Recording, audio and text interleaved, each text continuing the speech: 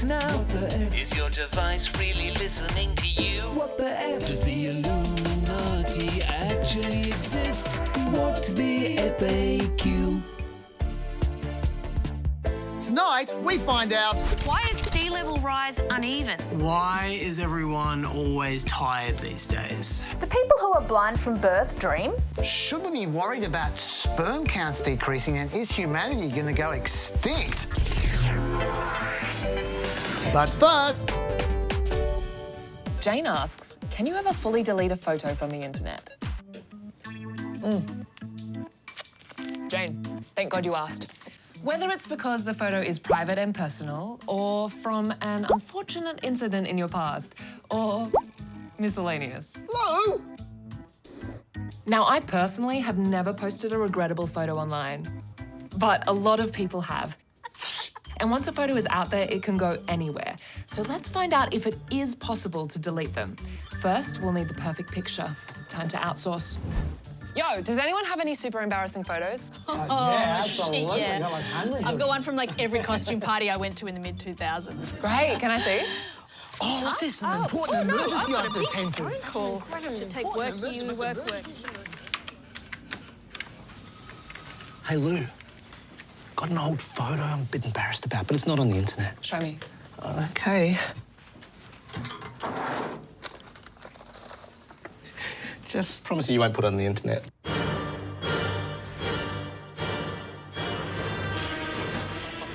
Hey, what are you doing? Lou? There. Now it is on the internet. Lou, I literally said don't put it on the internet. Don't worry, Lawrence, we'll try and delete it for you. What do you mean, try? So, Lawrence wants this photo deleted off the internet. I showed that to Lou in confidence. I never wanted it on the internet. And to be honest, I wouldn't either. It's Deeply embarrassing. not only that, but I'm pretty sure this is whiteface. No, it's not whiteface, it's goth. Whiteface. I'm dressed as Brandon Lee from the seminal 1994 cult movie, The Crow. Never heard of it.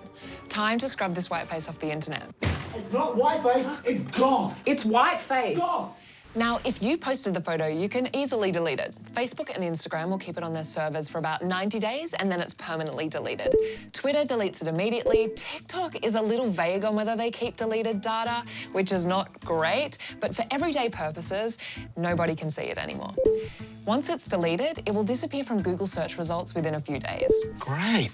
But if someone else screenshots your photo or posts it, everything gets harder. The first thing you can do is ask them to take it down.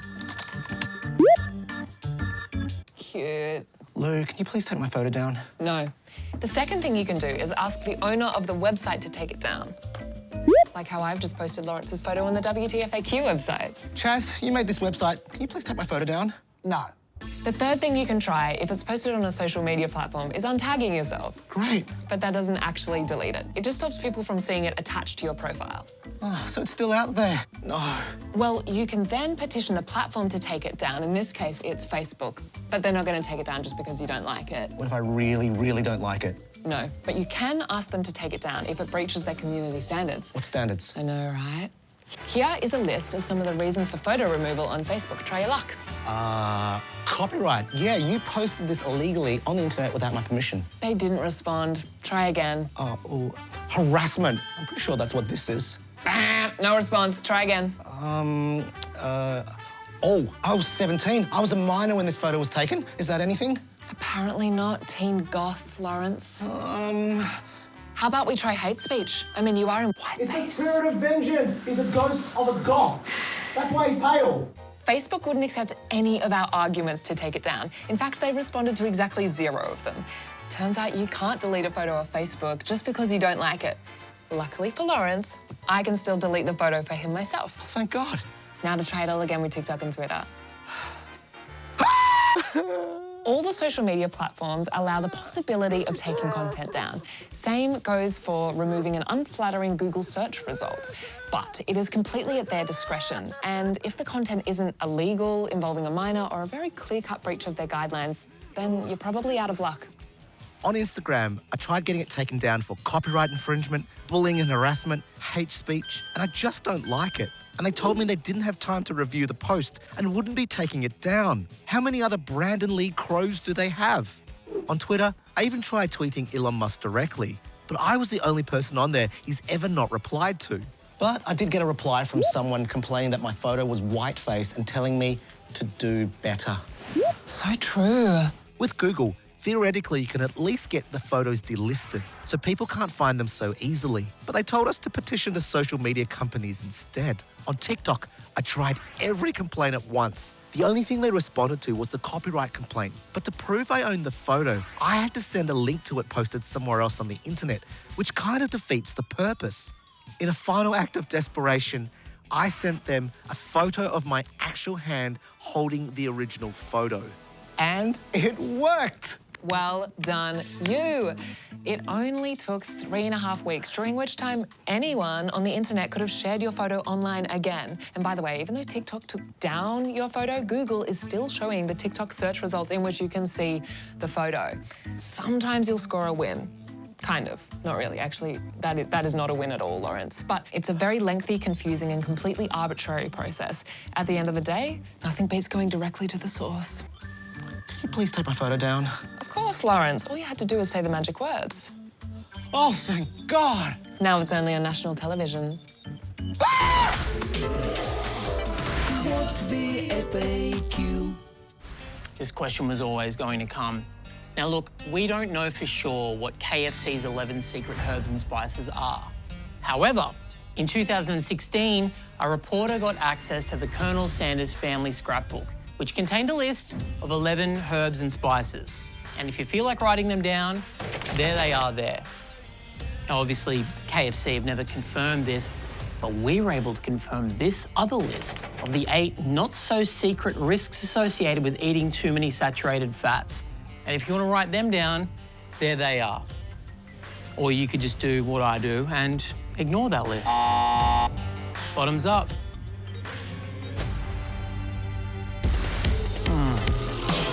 What's the FAQ? Outside transmission alert.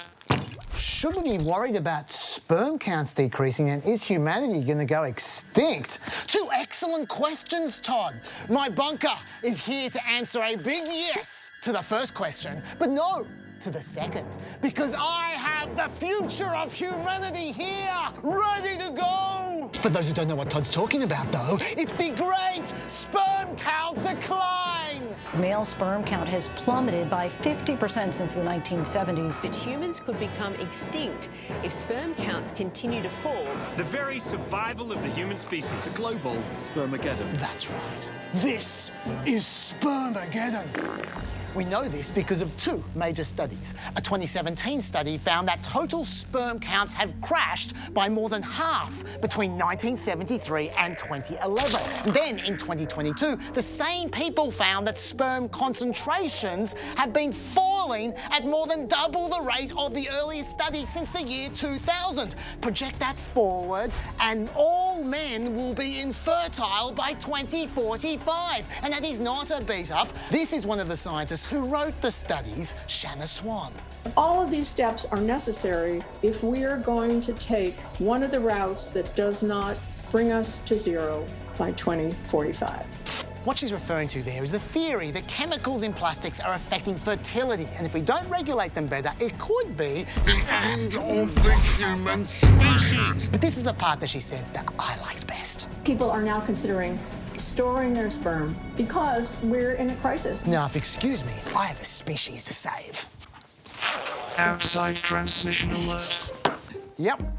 There's no sperm crisis. Your manhood is safe. But what about those studies that show the end of humanity by 2045? So there are huge methodological issues that impact the quality of the data, whether the man kept his abstinence, which was uncontrolled for, whether or not the men were collecting samples in the summer, in the winter. The men were from all over the world. Some were fertile, some were infertile, some were counting motile sperm, others dead sperm. Some were at different temperatures, and all of these types of differences resulted in unreliable data.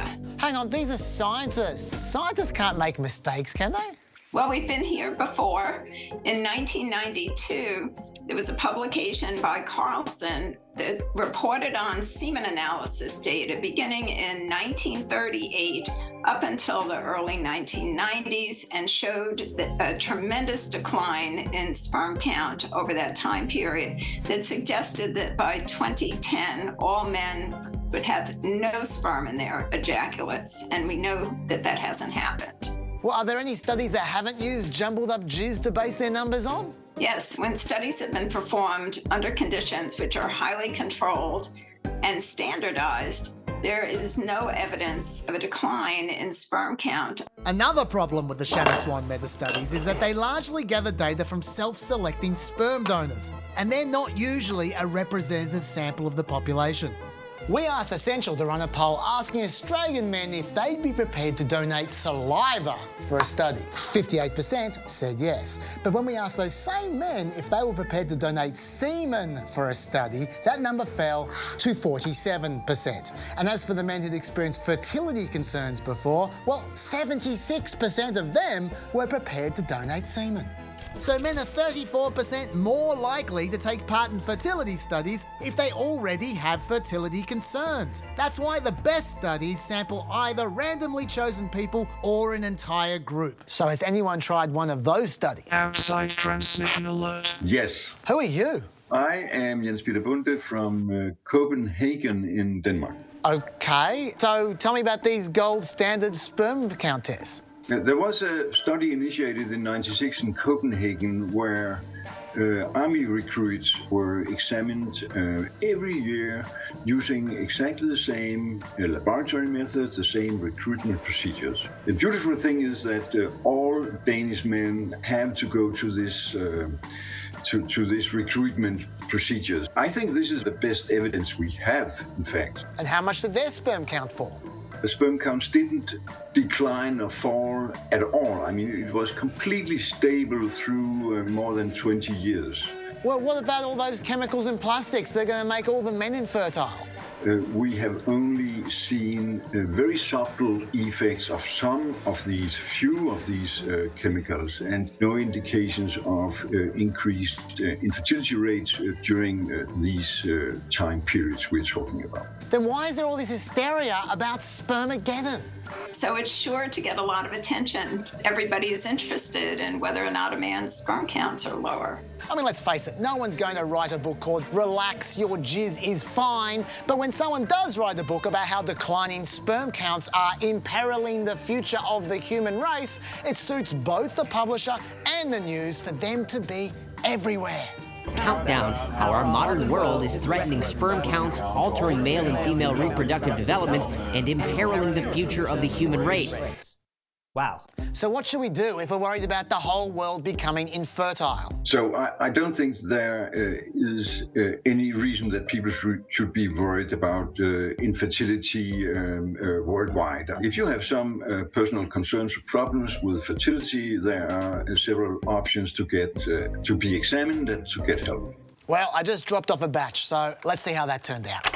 So, Chas, yes, looking at the sperm results in front of me, the first thing I want to say is this is not a test of your sperm function or a direct test of your fertility. Give me the numbers, Dom. Give me the numbers. Give me the numbers. So, first of all, you've got a sperm count of 10 million per mil, which is below the normal reference range, which nowadays is about 15 million per mil.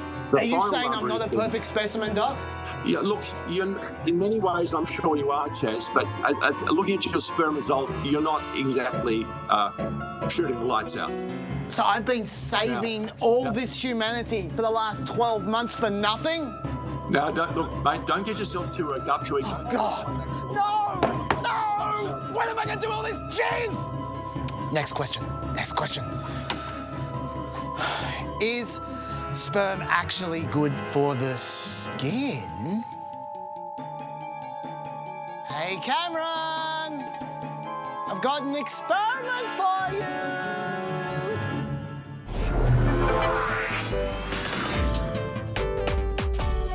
Wow, okay, well, we've got a lot of questions over the last few weeks. Oh, wait, no, most of this is just hate mail for Kirsten.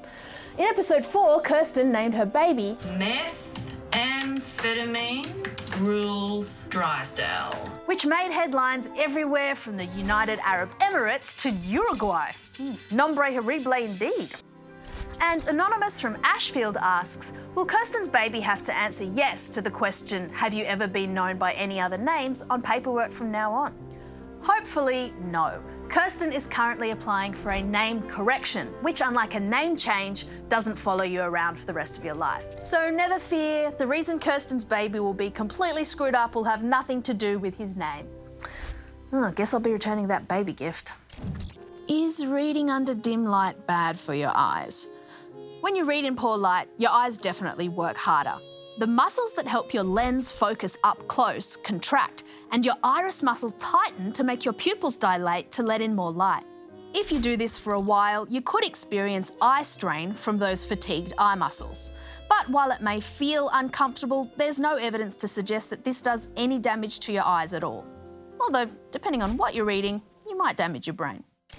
Now to another sight-related question. Do people who are blind from birth dream? Someone who'd have a pretty good idea is the ABC's National Disability Affairs reporter, Naz Campanella. Naz, do you dream? Totally, yeah, I absolutely do. What I see in my dreams is exactly what I experience in everyday life. So dark sort of shadows and masses that I see as I'm walking along. I feel like, though, the dreams can be so vivid sometimes that you kind of wake up and you feel like you've almost seen something. But I think it's because I imagine colours and trees and objects, not because I can actually physically see them. Oh, thanks, Naz. You've saved me from doing my research. No worries. And finally, Amy from North Melbourne asks, are you actually answering questions from viewers, or are you just making the questions up? Well, Amy, I hope that by answering this question from you, a real viewer, that I've answered your question. Unless you're not real. No, you know you're real. Right? Right?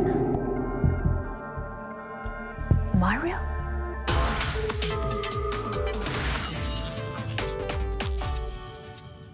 Why is sea level rise uneven?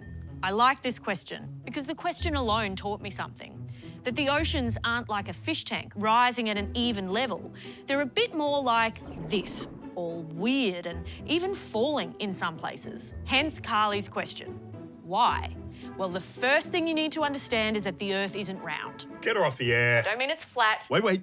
I mean it's not a perfectly smooth sphere. The land and the oceans are lumpy. And this means the Earth's gravitational field is lumpy too. This NASA animation shows red areas where gravity is stronger and blue where it's weaker. Now, those gravitational forces push and pull water around to various parts of the planet, as do ocean dynamics, things like wind, currents and weather patterns. El Nino, for example, can temporarily raise the sea level on the west coast of America by more than a foot. And on top of all these factors, climate change is kicking in. The oceans are heating up unevenly, which makes water expand more in some parts of the world than in others. And ice sheets, like those in Greenland and Antarctica, are melting. Now, I'm going to need a flat Earth model to explain this next bit. Shut it down. Relax. This is a NASA-approved pudding analogy. It's from their website. You see, this pudding is like the Earth's soft mantle, and this block on it is like a tectonic plate, its crust. And the extra weight of the ice sheets in, say, Greenland or Antarctica make the plate sink slightly here and pushes up the mantle elsewhere. But when that ice melts and the water flows away and the weight is reduced, the mantle underneath it begins to rebound, which means the plate then rises here and water begins to flow to other areas. In other words, sea level rises near the melting ice are minimised or even reversed, and these areas now have less mass and so less gravity, which means they attract water less strongly, which means less sea level rise. This map shows how the ocean itself has changed over the last 30 years.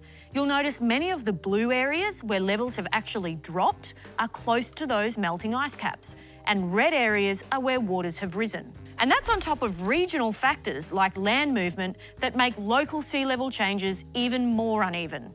So it's complicated, Carly, but the Earth's lumpy gravitational field, ocean dynamics, weather patterns, land movement, warm water expansion, melting ice caps, and the pudding thing, they all combine to make sea level rise uneven around the planet. But now I'd like to tell you about how 5G causes water...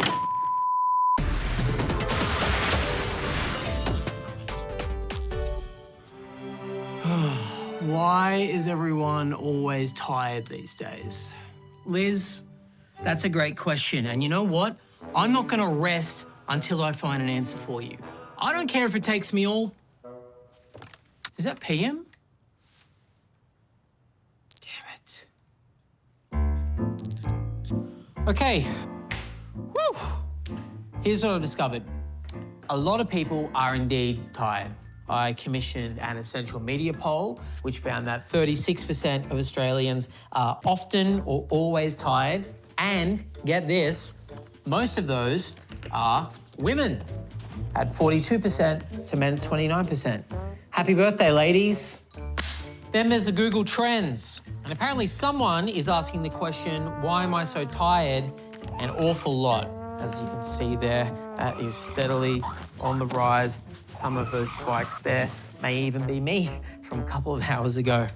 There's also a lot of news articles telling us that we're not sleeping enough, and not sleeping is gonna kill you. And hey, why are you so stressed? You should be sleeping.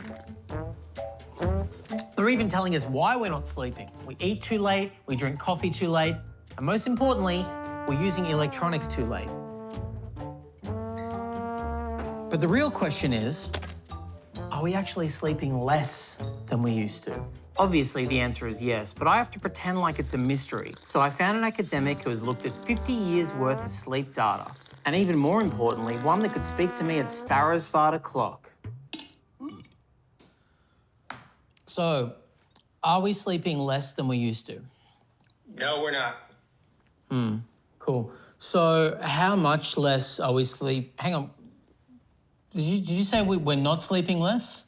We're not sleeping less. We did a review where we found from 1960 to 2013, sleep duration had not declined over time. But that was 50 years ago. I mean, what about before people could stay up late watching Byron Bays or whatever? Well, studies of cultures without electricity, non-industrialized cultures, individuals in those countries do not sleep any more than we do either. There's been some investigation of individuals, some historical accounts of people in Europe centuries ago who also didn't sleep any more than we did and didn't seem to be any more or less tired than we are. Okay, but what about all the phones and the devices and when we're on our laptops in bed looking at movies? That's ruining our sleep, right? Well, we have a lot of things that make sleep better for us, too. We have comfortable beds and pillows, and, sheets and blankets, typically not afraid of predators coming to get us in the night, and we can control the temperature very well. And if we have a cold, we can treat it very easily, and it won't disturb our sleep as much. Cam? Yeah, I love you.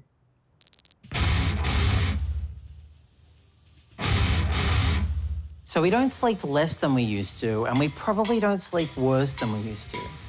And this was a surprise. I found a study of over 10,000 adults that said there was no connection between those who had a sleep deficit and those who actually felt tired.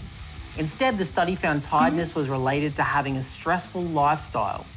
I had to find out how stressed we were. And I also had to try to stay the fuck awake. Oh.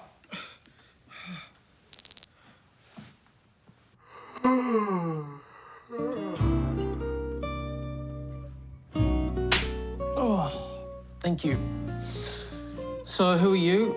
I'm Mark Wooden, Director of the Hilda Survey. Right, and you study old German ladies or? HILDA stands for Household Income and Labour Dynamics in Australia. So we've been following about 17,000 Australians since 2001. So I'm sure there's a few German-born women in there, but basically it's a study of all of Australians. Cool. So apparently having a stressful lifestyle makes us more tired. So I guess my question is, Are we working longer hours than we used to? No, not over the last 2 decades. Average hours have slightly fallen, and the proportion of people who work the really long hours, the 50, 60, 70-hour work weeks, that's nosedived in the last 2 decades from about 18% of employed to only 12%. That's fascinating stuff. I want to talk a little bit about how we can work harder without working longer. Are we just trying to cram more hours into our day? A very good question. That's what we call time stress, and the Hilda survey has been measuring that every year for the last 20 years. We ask people how often they feel rushed for time, and close to 40% of women in 2019 and close to 30% of men were reporting that always or often feeling time stress. Oh, hang on. That's really similar to the numbers we got when we asked people how tired they were. So does that mean time stress is connected to tiredness? Absolutely. These two are very highly correlated. They do go together. Okay, which means that time stress is directly linked to tiredness, which means that that's the end of this conversation. I can go to bed. I don't have to talk to you anymore. End of interview. Good night. Except that time stress has been decreasing over time the last 20 years, especially during COVID. So if that was the sole cause of tiredness, you would think tiredness would also be declining. Okay. I said end of interview. Goodbye. Thank you.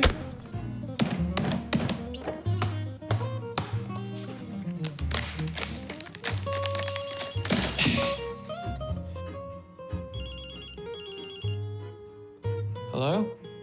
We're not done yet, Cam. So to be clear, tiredness has been rising. Oh my God. Time stress has been falling. The two are related, but time stress is not the whole story. All right, a little bit more to be done to work out this little puzzle. Reception. Go. Bye.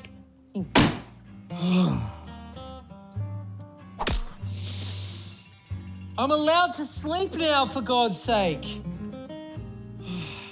Shit. Oh. So, Liz, despite what you might read, we probably don't sleep that much differently to any other time in human history. But, you might be tired because of time management or stress, or maybe you stayed up for 37 hours making a TV segment. I don't know your life. If you need help, see a sleep specialist. But for now, please, get the fuck out of my bedroom. And shut the door. Were you born in a tent?